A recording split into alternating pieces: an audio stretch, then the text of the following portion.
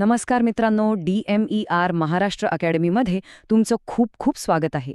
मला माहिती आहे तुम्ही सगळेजण नवी मुंबई महानगरपालिका म्हणजे NMMC भरतीच्या अपडेटची अगदी आतुरतेने वाट पाहताय. तर ही प्रक्रिया नक्की का थांबली आहे आणि सगळ्यात महत्त्वाचं म्हणजे पुढे काय होणार आहे? याच सगळ्या प्रश्नांची उत्तरं आज आपण या विश्लेषणात शोधणार आहोत. चला तर मग जास्त वेळ न घालवता थेट मुद्द्यालाच हात घालूया. तर सगळ्यांच्या मनात जो एक मोठा प्रश्न आहे की NMMC भरतीचं सध्या काय स्टेटस आहे, ही प्रक्रिया पुढे कधी जाणार? चला, याच प्रश्नाचं उत्तर आपण आधी शोधूया. तर मित्रांनो, सगळ्यात पहिली आणि महत्त्वाची गोष्ट म्हणजे संपूर्ण भरती प्रक्रियेवर सध्या कोर्टाकडून स्थगिती म्हणजेच स्टे ऑर्डर आलेला आहे आणि यामुळेच पुढची सगळी कार्यवाही थांबवण्यात आलेली आहे. आणि ही आहे ती तारीख 10 डिसेंबर. ही तारीख सगळ्यांनी लक्षात ठेवा, कारण याच दिवशी कोर्टात पुढची सुनावणी होणार आहे आणि याच दिवशी या भरतीच्या भविष्याला काहीतरी नवी दिशा मिळू शकते. ठीक आहे, प्रक्रिया थांबलीये हे तर कळालं, पण हा विलंब नेमका का होतोय, याच्या मुळाशी काय कारण आहे? ही स्थगिती आली तरी का, ते आता आपण समजून घेऊया. आता स्थगिती आदेश किंवा स्टे ऑर्डर म्हणजे नेमकं काय? अगदी सोप्या भाषेत सांगायचं तर कोर्टाने दिलेला एक तात्पुरता ब्रेक, म्हणजे जोपर्यंत कोर्ट पुढचा निर्णय देत नाही तोपर्यंत जी काही प्रक्रिया सुरू आहे ती जिथल्या तिथे थांबवली जाते. तर ह्या सगळ्या प्रकरणाचं मूळ आहे NMMC मध्ये आधीपासून कंत्राटी पद्धतीने काम करणारे कर्मचारी. त्यांनी कोर्टात धाव घेतली आहे. त्यांची एकच मुख्य मागणी आहे की ही नवीन भरती करण्याऐवजी आम्हालाच सेवेमध्ये कायम करा. आणि याच मागणीमुळे कोर्टाने सध्या या संपूर्ण प्रक्रियेला तात्पुरती स्थगिती दिली आहे. चला, आता एक नजर टाकूया की हे प्रकरण कोर्टात आतापर्यंत कसं पुढे गेलंय.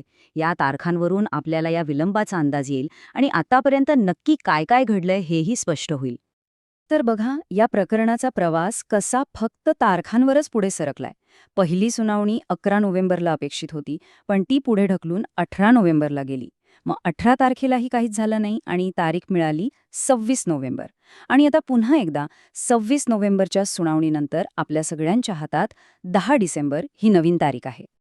हे लक्षात घेणं खूप महत्त्वाचं आहे की जी शेवटची सुनावणी झाली, म्हणजे 26 नोव्हेंबरची, त्या दिवशी कोणताही ठोस निकाल लागलेला नाहीये. प्रकरण फक्त पुढे ढकलण्यात आलं. याचा सरळ अर्थ असा की परिस्थिती अजूनही जसे थे आहे. आणि आता येऊया सगळ्यात महत्त्वाच्या मुद्द्याकडे. ह्या सगळ्याचा तुमच्यासारख्या हजारो उमेदवारांवर काय परिणाम होतोय आणि आता पुढे काय अपेक्षा ठेवायची? मला माहितीये हा काळ खूप कठीण आहे, पण धीर सोडू नका. पुढे काय होऊ शकतं हे समजून घेणं जास्त महत्त्वाचं आहे. तर ह्या स्टे ऑर्डरचा थेट परिणाम काय? जोपर्यंत कोर्टाचा अंतिम निर्णय येत नाही तोपर्यंत फायनल सिलेक्शन लिस्ट जाहीर होऊ शकत नाही. संपूर्ण प्रक्रिया ठप्प आहे आणि ती पुन्हा सुरू होणार की नाही हे पूर्णपणे कोर्टाच्याच निर्णयावर अवलंबून आहे. इथे बघा, अगदी स्पष्ट दिसतंय सध्याची स्थिती काय आहे. तर कोर्ट केसमुळे प्रक्रिया थांबलेली आहे. आणि भविष्यात काय होणार? तर जेव्हाही कोर्ट केस निकाली लागेल तेव्हाच प्रक्रिया पुन्हा सुरू होऊ शकते. आणि आता आपण येतो त्या सगळ्यात मोठ्या प्रश्नाकडे, की येत्या 10 डिसेंबरला तरी या प्रकरणाचा अंतिम निकाल लागेल का? की उमेदवारांना पुन्हा एकदा एका नवीन तारखेची वाट पाहावी लागेल? या एकाच प्रश्नावर हजारो उमेदवारांचं भवितव्य अवलंबून आहे. अर्थात आमचं यावर पूर्ण लक्ष आहे आणि जसा काही नवीन अपडेट येईल तो आम्ही तुमच्यापर्यंत सगळ्यात आधी पोहोचवू. तोपर्यंत अशाच महत्त्वाच्या विश्लेषणासाठी आपल्या DMER महाराष्ट्र अकॅडमी चॅनलला सबस्क्राईब करायला अजिबात विसरू नका. धन्यवाद.